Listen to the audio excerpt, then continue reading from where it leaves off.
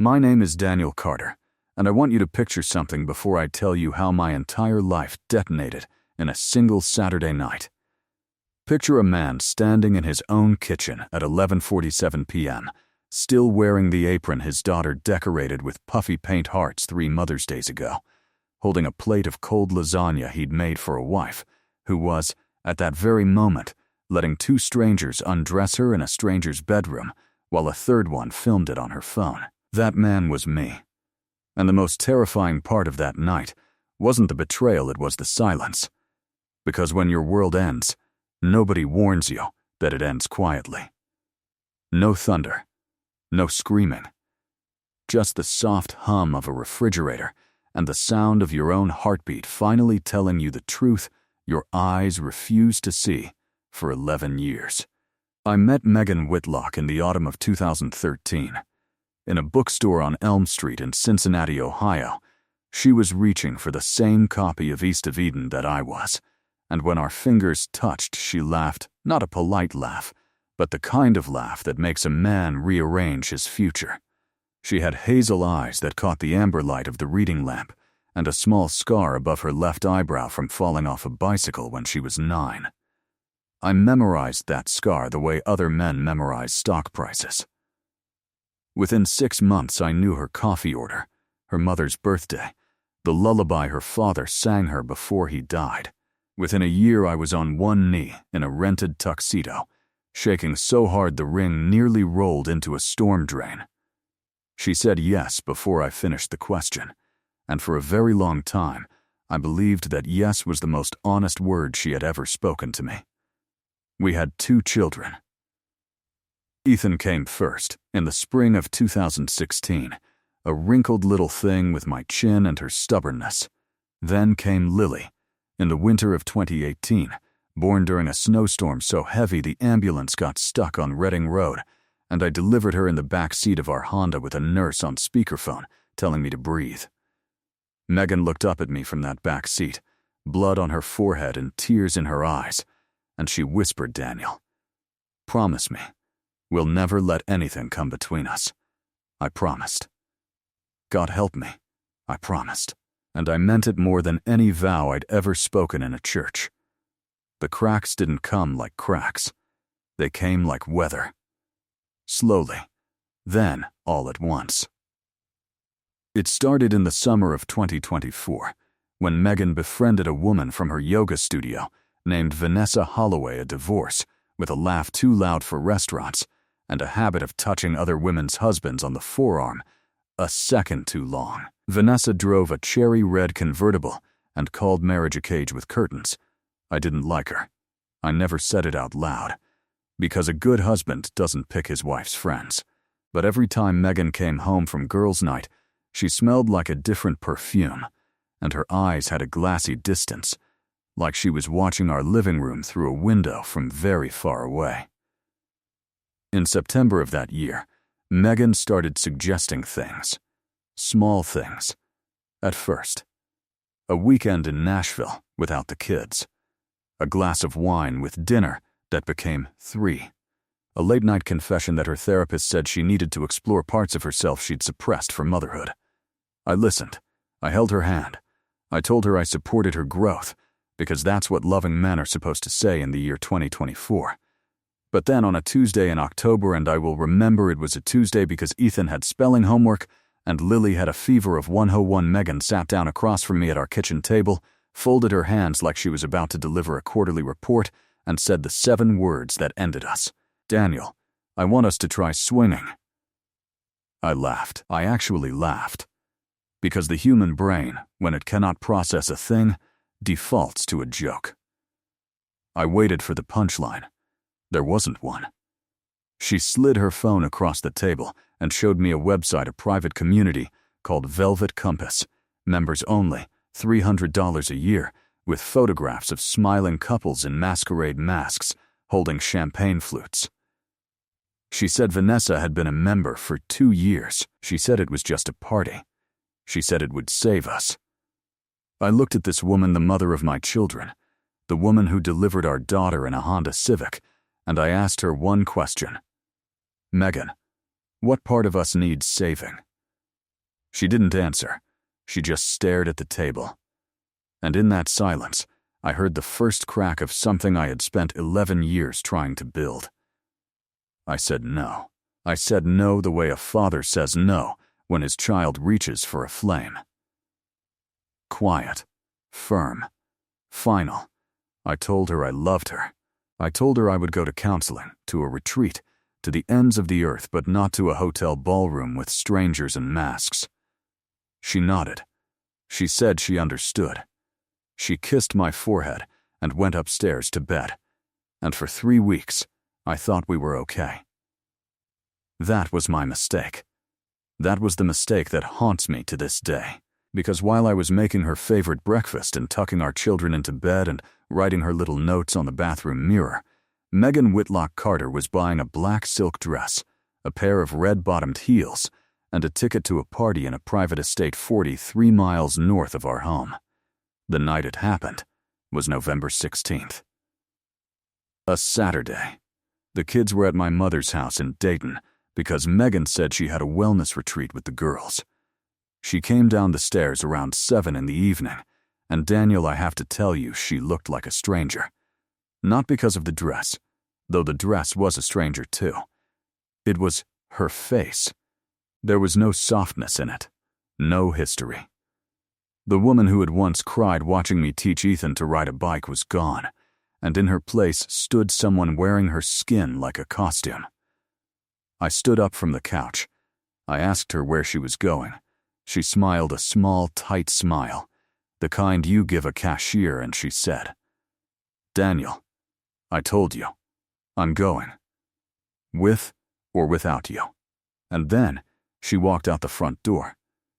She didn't slam it. She closed it gently, the way you close the door on a sleeping child. That gentleness was the cruelest part. I sat on that couch for 2 hours. I didn't cry. I didn't scream. I just sat there, and I watched the headlights of cars go by on our quiet suburban street, and I thought about every Christmas card we'd ever sent, every family photo on the mantel, every promise whispered in the dark. Around 10 o'clock, I made the lasagna. I don't know why. Maybe because the act of cooking was the only thing keeping me tethered to the man I used to be. I set 2 plates. I lit a candle. I waited. The candle burned down to a stub. The lasagna went cold. And somewhere, 43 miles north, my wife was making choices that would, within 72 hours, end her completely. Here is what I didn't know that night, but learned later. Megan had taken her phone to that party.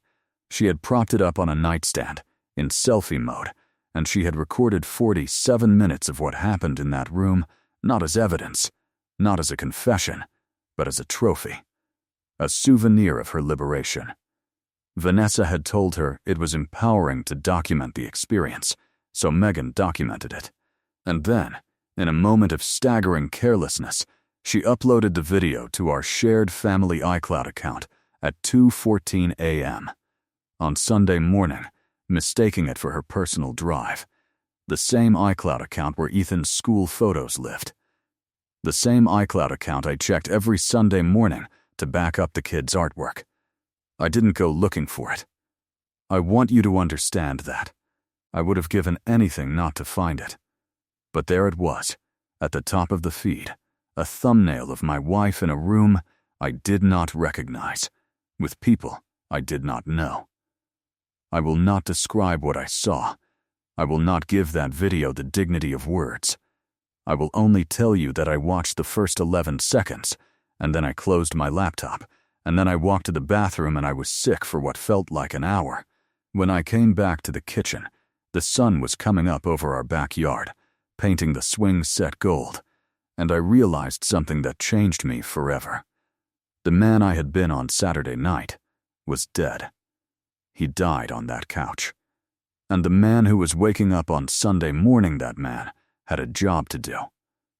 I called my brother Marcus first. Marcus is a defense attorney in Columbus, the kind of man who has seen every variation of human ugliness and learned to speak about it in a calm, even voice. He drove down within 2 hours. He didn't hug me. He didn't ask how I was. He just sat across from me at the kitchen table, the same table where she'd asked me to swing, and he said 5 words. "Daniel, do not delete it." Then, he opened his briefcase. By noon, the video had been forensically preserved on 3 separate encrypted drives, time-stamped, geotagged, and notarized through a digital evidence service his firm used. By 4 p.m., I had a meeting scheduled with a family law attorney named Patricia Reeves, a woman. By deliberate choice, because Marcus said judges respond differently to a betrayed husband, represented by a woman who has seen what other women are capable of. Megan came home on Sunday night around 9 p.m. She was wearing sweatpants and a hoodie, and her hair was wet, and she smelled like another woman's shampoo. She walked into the kitchen, and she said, "Hey, babe, how were the kids?" As if nothing had happened. As if she had not detonated our entire life 48 hours earlier. I looked at her. I really looked at her, and I said the only thing a man in my position can say. "The kids are still at my mother's. Sit down, Megan. We need to talk." She sat. And I slid a single piece of paper across the table. It was a printout of the first frame of the video. Just the first frame. Her face, blurred but unmistakable, in a room with red curtains and a chandelier I had never seen before. I have never in my life watched a human being turn that color. The blood drained from her face the way water drains from a cracked glass. Her hand started to shake. She opened her mouth and closed it 3 times before any sound came out. And then she said the word that every cheater says, the universal one-word prayer of the caught. "Daniel," I held up my hand. I told her I was not going to yell. I was not going to cry. I was not going to ask her why. I told her that the locks on the house would be changed by Tuesday. I told her that Patricia Reeves would be in contact with her by Wednesday. I told her that the children would remain with my mother until further notice, and then I told her the line I had been rehearsing in my head since sunrise. "Megan, you didn't just betray me. You filmed it. And now, the only person in this room who gets to decide what happens next is me." She broke. She broke completely. She slid out of the chair onto the kitchen floor, and she wept the kind of wail that I will hear in my nightmares until the day I die. She begged. She said it was a mistake. She said Vanessa had pressured her. She said she'd been drugged, though the toxicology report Patricia would later subpoena showed she had been drinking, yes, but nothing else. She said she would do anything, anything, anything, and here is the part of the story I am least proud of. The part I tell you, because honesty is the only currency I have left. There was a moment, one single, terrible moment, when I almost reached for her. 11 years of muscle memory almost won. But then I remembered the lasagna. I remembered the candle. I remembered the gentle click of the front door. And I stepped over her, and I went upstairs, and I slept in the guest room with the door locked. The divorce took 4 months. It should have taken a year, but Megan's video and the metadata attached to it, and the cloud upload trail, and the 3 names of the men in the room which Patricia's investigator identified within 2 weeks collapsed any defense she might have mounted. In the state of Ohio, fault still matters in custody determinations when a parent's conduct demonstrates poor judgment regarding the welfare of minor children.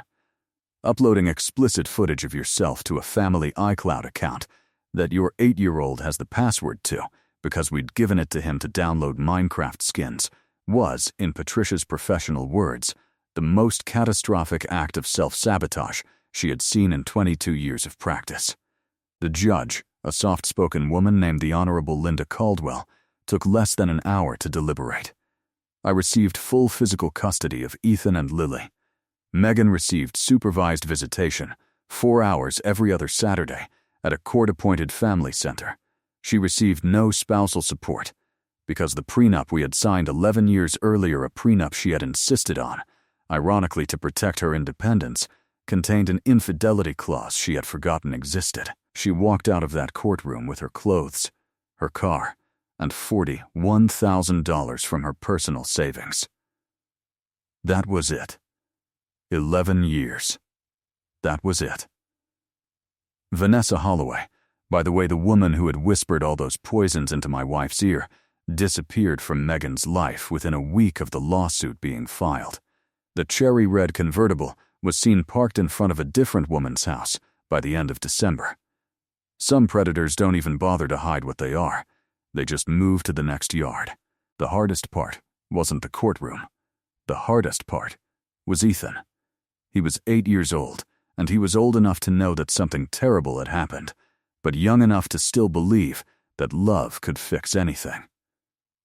One night, about 3 weeks after Megan moved out, he came into my bedroom at 2 a.m., dragging his stuffed dinosaur, and he climbed into bed next to me, and he asked me a question that broke what was left of my heart. Dad, did Mommy leave because of me? I want every parent listening to this story to understand something. There is no pain in this world, none like the pain of looking at your child and realizing that an adult's selfishness has made him question his own worth. I held him. I held him so tight I was afraid I would break him. And I told him the truth. The cleaned-up version a child can survive. I told him that Mommy had made some very grown-up mistakes, and that those mistakes had nothing to do with him, and that no matter what happened, he and his sister were the two best things I had ever done in my life. He cried himself to sleep on my chest. I didn't sleep at all. It has been 14 months now. I am sitting on the back porch of a small house I bought in a quieter neighborhood, 3 miles from the old one. Ethan is 9 now, and he plays baseball on Tuesday nights for a team called the Cincinnati Reds Juniors, and he hit his first home run last April, and I cried in the bleachers like a fool. Lily is 6, and she has decided she is going to be a marine biologist and a veterinarian and a baker, all at the same time, and who am I to tell her she can't? I cook them breakfast every morning, pancakes on Saturdays, French toast on Sundays. I braid Lily's hair badly, and she laughs at me, and I am getting better. I am dating again, very slowly, very carefully, a kindergarten teacher named Rachel Donovan, who I met at Lily's school. Rachel does not push. Rachel does not demand. Rachel asks me how my day was and listens to the answer. I had forgotten what that felt like. Megan, from what I hear through mutual friends, lives in a 1-bedroom apartment in Norwood now. She works at a marketing firm. She attends a court-mandated therapy program for parental reunification. She has not missed a single supervised visit in 14 months, and I will give her that she shows up for the kids, even when showing up means sitting in a fluorescent-lit room with a social worker taking notes. The community that once invited her to brunches and book clubs has, as these communities tend to do, quietly closed its ranks. Some of those women were at that party. Some of them weren't. None of them want their husbands to remember Megan's name. So, she eats lunch alone. She goes home alone. She watches her children leave every other Saturday at 4 p.m., and she goes home alone. I do not hate her anymore. I want you to hear that, because I think it's the most important thing I will say in this entire story. Hate is a luxury for people who have time to spare. And I do not have time to spare. I have a son who needs help with long division, and a daughter who needs help with her shoelaces, and a life that needs rebuilding one ordinary Tuesday at a time. What I feel for Megan now is something closer to sorrow. Sorrow for the woman I married, who I genuinely believe died at that party long before any divorce papers were signed. Sorrow for the choices she made in the name of a freedom that turned out to be the loneliest cage of all. Sorrow for the mother my children deserved, and the mother she chose, in one single night, not to be. If you are listening to this story, and you are in a marriage where someone is asking you to compromise the part of yourself that you cannot live without, please hear me. Love is not a contract you renegotiate to keep someone interested. Love is not a buffet where boredom justifies betrayal. Love is the quiet, daily, unglamorous decision to choose the same person, in the same kitchen, over the same cold lasagna, for the rest of your ordinary, beautiful, finite life. And anyone who tells you otherwise, anyone who whispers in your ear that you deserve more, that you owe yourself an adventure, that the cage has curtains, that person is not your friend. That person is the storm, and the storm does not love you. The storm only wants to see what it can break. I am Daniel Carter. I am a father of 2. I make pancakes on Saturdays. I sleep with my bedroom door open in case my daughter has a nightmare. I am not the man I was on November 15th, 2024. I am not the man I was on November 16th, 2024. But I am finally, 14 months later, a man I can look at in the mirror without flinching. And if you are out there, somewhere, sitting on a couch with a cold plate of food and a candle burning down to nothing, waiting for someone who is never coming back the way they left, I want you to know something. You will survive this. You will not survive it the way you think. You will not survive it gracefully, or quickly, or without scars. But you will survive it. And one morning, you will wake up, and the sun will come through the window, and your child will ask you for pancakes, and you will realize that the life you thought ended on that couch was actually the life that ended so a better one could begin. The candle burned down, the lasagna went cold, and I, Daniel Carter, am still here.